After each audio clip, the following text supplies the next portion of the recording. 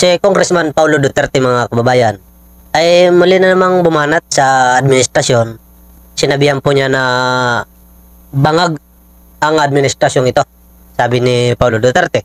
Kaya naman dahil ito nga si Paulo Duterte, mga kababayan, sinasabi po niya na bangag yung administrasyon dahil daw sa hindi marunong na pamamalakad ng polisiya sa foreign policy.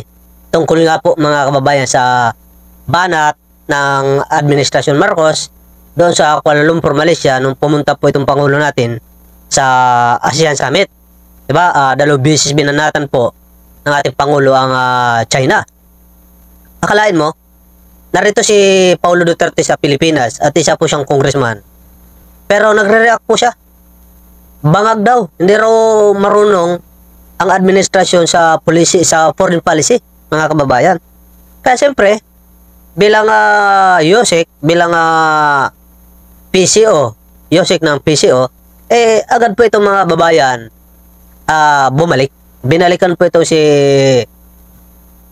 Paulo Duterte ni Yosek Claire Castro, mga babayan. At siyang sinasabi dito ni Yosek Claire, kailangan po ang gobyernong ito wag matulad sa dating administrasyon na palpak. Yan ang sinasabi dito ni Yosek, mga babayan. Kaya sa madaling salita, muling nagkabanggaan na naman. Umingay muli ang labanan ng Marcos versus Duterte. Okay, pakinggan muna natin ito, mga babayan. Tawag ni Congressman Paulo Duterte na bangag ang administrasyon sa issue ng foreign policy. Buwelta naman ng palasyo, kailangang hindi matulad sa nakaraang inutil daw na administrasyon pagdating sa usapin ng China.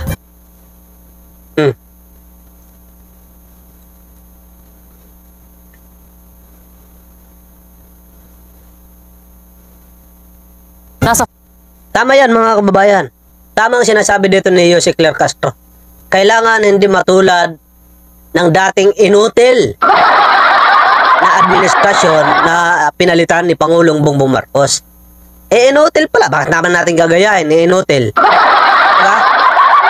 Ibig sabihin, kung inutil, walang nagawa na maganda nung panahon ni PRRD dyan sa pinag-aagawan na teritoryo sa West Philippines Sea. Ang Pangulo lang tuloy ngayon, mga babayan, ang sinasabihan nilang bangag, alam naman natin na natatrabaho. Diba? So, sino ang bangag ngayon? Kayo. Kayo, mga Duterte, ang bangag. Kasi bakit, kung sino pa yung natatrabaho, yan pang sinasabihan ninyong bangag, samantala kayo naman, yung mga in-hotel. Diba? Pagka na balitang yan, si Bril Montalvo. Muli na namang uminit ang banggaan sa pagitan ng Palasyo at Pamilya Duterte sa gitna ng mga issue sa West Philippine Sea. Sa kanyang press con, binanata ni Palace Press Officer Undersecretary Claire Castro si Congressman Paulo Pulong Duterte matapos tawaging bangag administration ang kasalukuyang pamunuan. What can we expect from the Dutertes? They are pro-China. Kung matatandaan niyo po, sinabi niya, Duterte says he is inutil, cannot do anything against China Sea aggression. Siguro natatandaan niyo po ito. So sila ba, mga anak, sila po ba ang kukontra sa kanilang ama? Iginiit pa ni Castro, hindi dapat inaalipusta ang layunin ng Pangulo na palakasin ang sandatahang lakas at ituloy ang modernisasyon ng AFP. Kailangan lang pong lumakas din ang ating pwersa at hindi tayo magaya sa nakarang administrasyon na inutil na ituturing pagdating sa China aggression. Agad namang bumuelta si Congressman Pulong Duterte sa kanyang Facebook page. Tinawag niya ang mga komento ni Castro na historically ignorant at puro satsat na walang research. Sa ilalim daw kasi ng Duterte administration, naabot ng AFP ang record level na modernization na hindi nagawa ng ilang dekada. Kung yan daw ang inutil para kay Castro, edi para niyang tinawag na walang kwenta ang modernisasyon ng AFP. Dagdag pa ni Pulong, zero ang foreign policy ng Marcos administration at todo pakyut daw sa Amerika. Sa isa namang pahayag ni Castro, sinabi niyang ang tapang ni Pulong ay dapat ipamala sa tamang lugar at hindi sa bar. Pasimpleng patutsyada sa kongresistang minsan ang na-issue sa isang eksena sa bar. Hindi rin napigilan ng ilang mambabatas gaya ni Akbayan Representative Percy Sindanya na magkisali sa bangayan. Pinuna kasi ni Pulong ang sinabi noon ni Sindanya na malapit na ang Day of Reckoning o araw ng paniningil sa mga Duterte. Nagsimula raw yan nang maaresto si dating Pangulong Rodrigo Duterte. Giit ni Sindanya, noong September 21 pa niya ito sinabi, bakit ngayon lang nag-react? Ang nakakaloka doon, they are reacting to a statement that I made, I think that was a month ago. Mukhang ngayon lang nakaisip siguro ng sagot sa sinabi natin. Dagdag pa ni Sindanya, masipagan pa sana ni Pulong ang paggawa ng batas kaysa sa paglabas ng statement laban sa mga kritiko. Nagbabalita mula sa Frontline, Bril Montalvo, News 5. Paano sasagot si Paulo Duterte, Sindanyas, agad-agad? Wala ngang alam, hindi nga pumapasok sa house. Tanggap lang po yan ng sweldo mula sa taong bayan. Hindi naman yan pumapasok, hindi naman natatrabaho yan.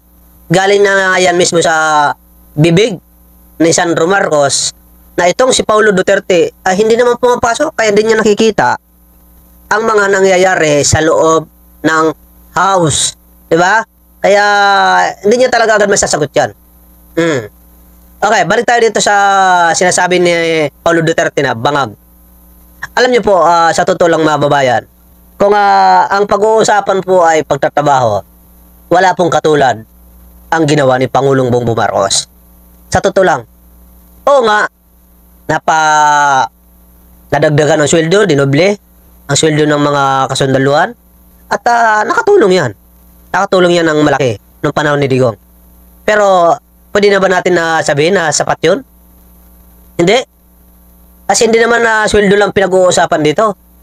Importante yan sa mga nasa field, sa mga maliliit, na mga kasundaluhan. Pero ang pinaka-importante sa lahat, yung dignidad, di ba? Ng ating sandatahan, lakas. Yung tipong mayroon kang ipagmamalaki kapag ikaw po ay ginigipit. Dahil kahit anong laki ng sweldo mo, kapag dumating yung bakbakan, halimbawa, wala ka naman maipagmalaki. Wala ka naman maigante. Mamamatay ka rin. Diba? Katulad niya ito ng kasabihan na kahit anong yaman mo, hindi mo madadala sa langit ang iyong kayamanan kapag ikaw namatay. Ganun po yun. Kahit anong laki ng sweldo mo. Kasi sa pagkakatanda ko yan lang naman yung nagawa ni PRD. Yung palakihin yung sweldo ng dating mga itong kasundulo natin at PNP. Diba? Tapos, wala na. Wala na akong narinig na pinaganda ni PRD yung sandatan lakas.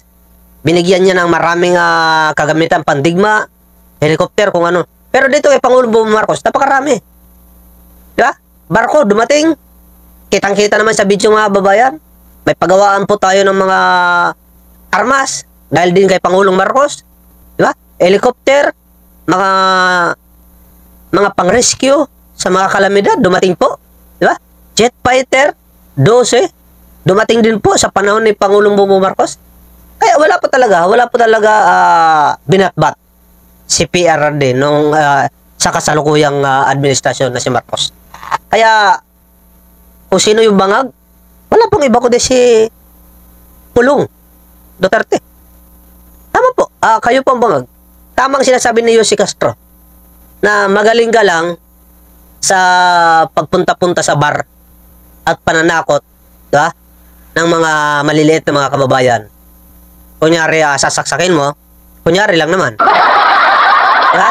Doon ka lang magaling. Kaya siguro nag-iingay ka lang kasi nga hindi na rin kayo napag-uusapan at tatalo na kayo dahil sa dami ng mga ginagawa ng ating Pangulo, kaya hindi na kayo masyado napapansin sa madlang people. Alright mga babayan, abang-abangan na lang po natin yung mga susunod na mga banata dyan ng kanilang mga bakbakan, Duterte versus Marcos. Tingnan natin kung sino talaga ang pinakamatatalino. Diba? Makikita naman natin yan kung lagi tayong nakamasid po sa kanila. Alright, thank you so much po. Sa mga hindi pa po nakakapag-subscribe sa ating channel, click subscribe button and click notification bell para palagi kang update sa ating mga video, at paki-like po ng ating video at paki-share po. Salamat po sa inyong pagsuporta.